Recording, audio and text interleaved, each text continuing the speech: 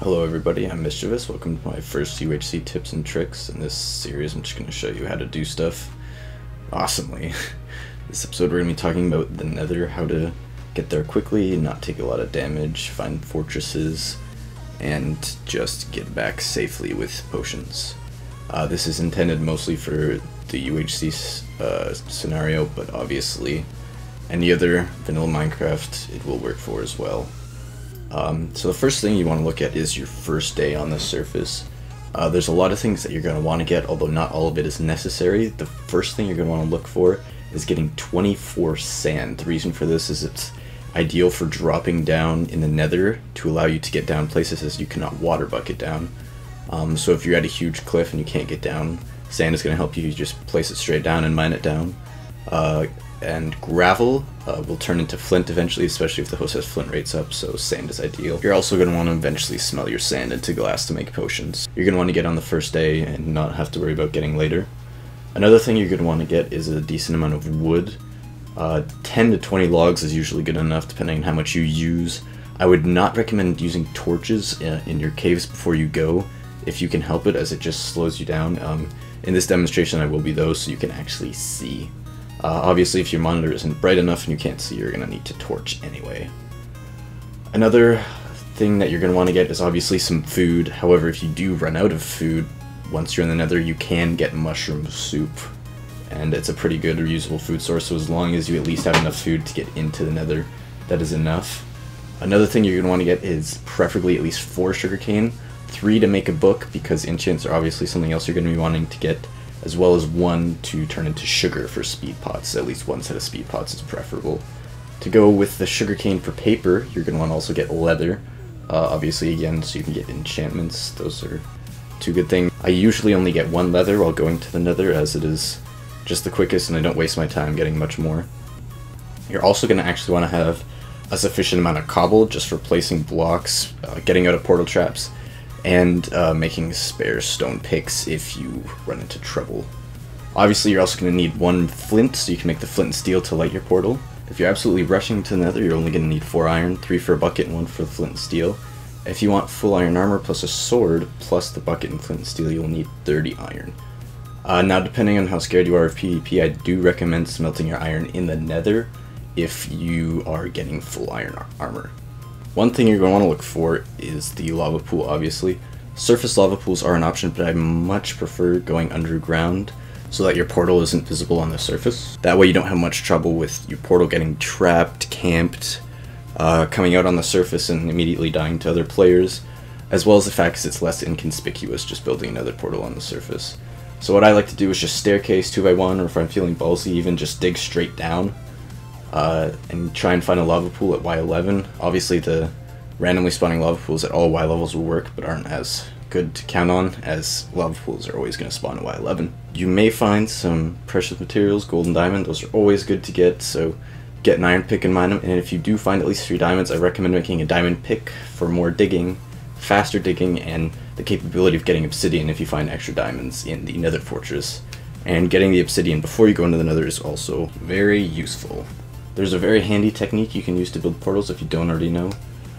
Place a water source recessed into the wall, 1 above where the top obsidian block would go, and have it flow into a hole. Then block off the water source and have it flow sideways so that you have a 2 wide column of water flowing into a hole in the ground.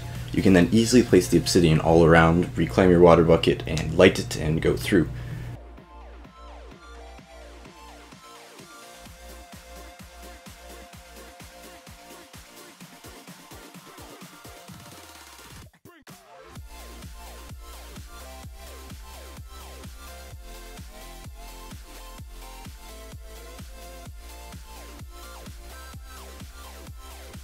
Make sure before you go through you break out the blocks behind the portal as to not take suffocation damage when returning.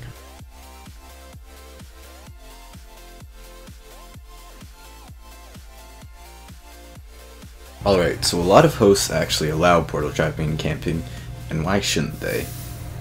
But if you get into a scenario like this, you might not know what to do, so the first thing you're going to want to do is just try and place cobble anywhere. You can actually place cobble on the other side of the fortress. There's one. If you can get all 12 pieces of cobble placed,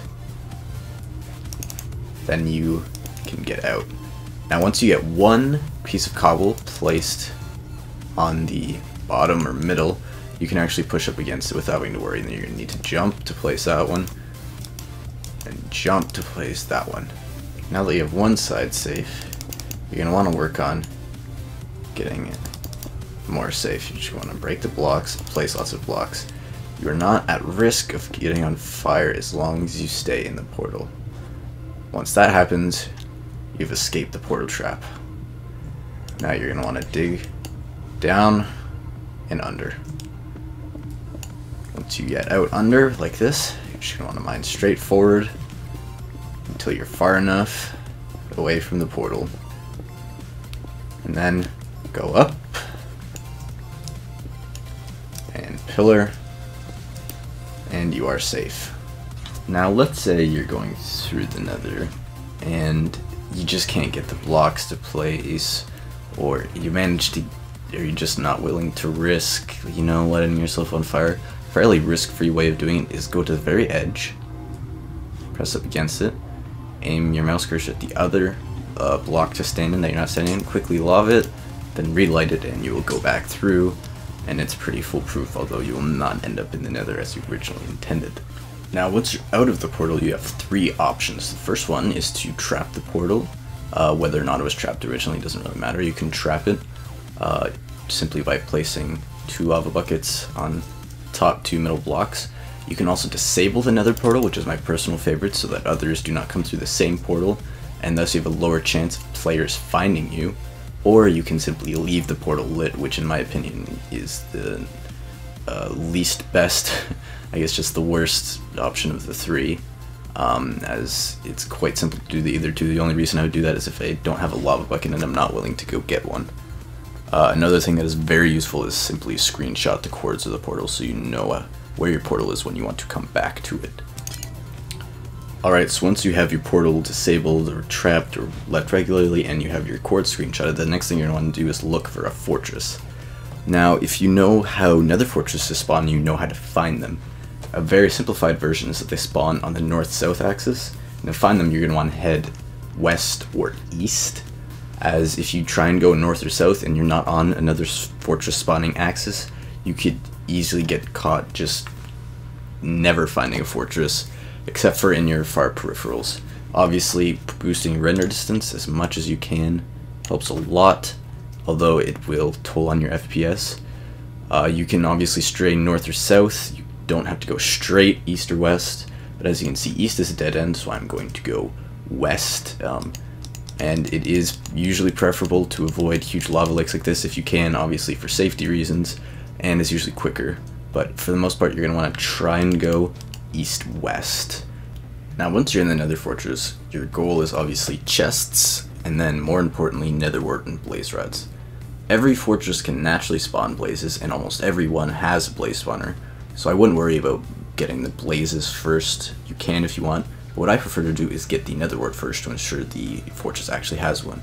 Now there is a very easy way to tell whether or not a fortress has one by finding this room, the lava well room. There's only one per fortress, and if there are two, that actually means it is 2 fortresses.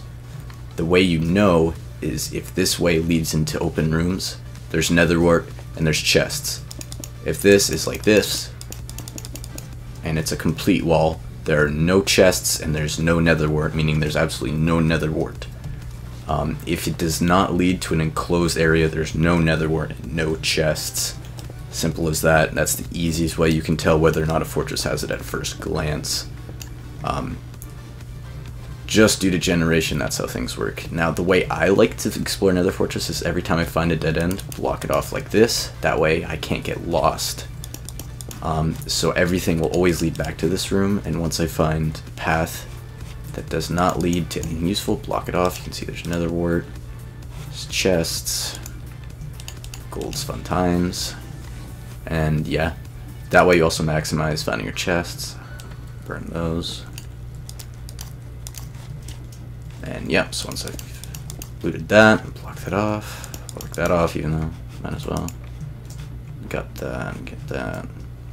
And then yeah, once you've got all of the nether wart and chests you need, you just follow your path back, and you will just avoid obviously the blocked off areas and don't fall straight down like that. Once you've looted all the nether wart and chests, you're going to want to move on to the blaze rod sections. Let me also address that there is always either 0 or 2 nether wart patches per fortress, no more, no less. So blaze spawners can spawn in 3 different areas. One is this room, this 3-way crossing rooms. There could be one like this. They can be in these enclosed areas with the netherrack walls and ceilings, or they can be out in the open, like